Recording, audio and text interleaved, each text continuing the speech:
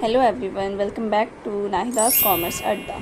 तो आज की इस वीडियो में हम कवर करने वाले हैं क्लास 11th अकाउंटेंसी का complete syllabus for the session 2026-27। तो मैं आपको प्रोवाइड कराने वाली हूँ अकाउंटेंसी का कंप्लीट रोड मैप कि आपको क्लास 11th अकाउंट्स में क्या क्या चीज़ें और कैसे कैसे पढ़नी है।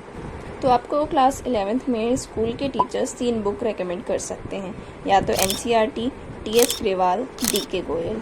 अगर आप NCERT रेफ़र कर रहे हैं तो आपको उससे इतनी कंसेप्ट क्लियरिटी नहीं मिलेगी, और जो TS ग्रेवाल और DK गोयल है वो अपने आप में ही पूरी NCERT को कवर करती है। तो आपकी चॉइस है कि आपको कौन सी बुक रेफ़र करनी है। तो क्लास 11th में आपकी 2 बुक्स रहती है। पार्ट ए फाइनेंशियल अकाउंटिंग 1, जिसमें आपकी 2 यूनिट रहती है। Unit 1 is theoretical framework and unit 2 is accounting process. And जो सेकंड बुक होती है आपकी, उसमें 1 यूनिट रहती है, unit 3 financial statement of sole proprietorship, और बाकी आपका 20 मार्क्स का प्रोजेक्ट वर्क रहता है। तो आइए अब यूनिट वाइज भी सिलेबस को अच्छे से समझ लेते हैं। यूनिट फर्स्ट रहती है आपकी थ्योरेटिकल फ्रेमवर्क। इसमें आपको कुछ थ्योरीज पढ़नी है, जैसे introduction to accounting, basic accounting terms, theory base of accounting, basis of accounting, accounting procedure, rules of debit and credit, accounting of GST, accounting of goods and service tax. ये सब आपको पढ़ना है थ्योरेटिकल फ्रेमवर्क में। और final examination में unit 1 आपकी 12 marks की वेटेज रखती है। तो ऐसा नहीं है कि ये थ्योरी है तो आप एग्ज़ाम आएगा तब इसको एंड में पढ़ेंगे, आपको इसको स्टार्टिंग से ही साथ में लेके चलना है। अगर आपके कंसेप्ट क्लियर रहेंगे तभी आप आगे प्रैक्टिकल क्वेश्चन ईजिली सॉल्व कर पाएंगे।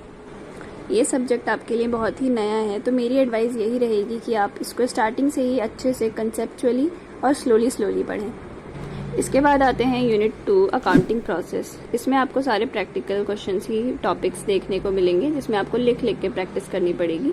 इसके कुछ टॉपिक्स मैं आपको बता रही हूँ: accounting equations, origin of transaction, source document, preparation of vouchers, most important journal ledger, cash book, bank reconciliation statement, trial balance, depreciation, provisions and reserves, and last rectification of errors. तो ये unit आपकी बहुत ही important unit रहने वाली है और इसकी total weightage है 44 मार्क्स। अब लास्ट है आपकी unit 3 financial statements of sole proprietorship. इसमें मेन 2 टॉपिक्स हैं: adjustments and preparation of financial statement, और सेकंड है आपका accounts from incomplete records, single entry system. That's it. ये है आपका पूरा 24 मार्क्स का।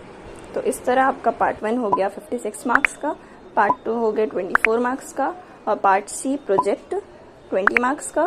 तो टोटल हो जाता है आपका इस तरह से 100 मार्क्स का। अकाउंटेंसी आपके लिए एक नया सब्जेक्ट है, तो मुझे कमेंट्स में ज़रूर बताना कि आप कितने एक्साइटेड हो इस सब्जेक्ट को पढ़ने के लिए, और ये भी बताना कि आप ये वीडियो कहाँ से देख रहे हो। All right, so that was all for today. All the best for your 11th की जर्नी। मिलते हैं नेक्स्ट वीडियो में। Thanks for watching and don't forget to subscribe my channel.